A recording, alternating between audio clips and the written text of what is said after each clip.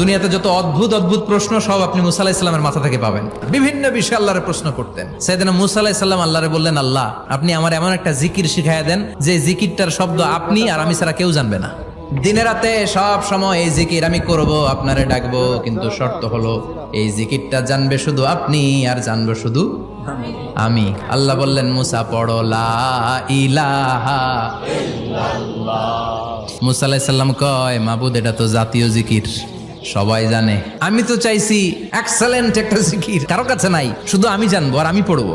আল্লাহ বললেন, মুসা এই লা ইলাহাকে যদি এক পাল্লায় রেখে দাও, তাম বিশ্ব, 7 আকাশ 7 জমিনটারে তুলে যদি তুমি আরেক পাল্লায় রেখে দাও, লা রাজাহাত কাফাতু লা ইলাহা ইল্লাল্লাহ, মুহূর্তের মধ্যে লা ইলাহার পাল্লা ভারী হয়ে যাবে।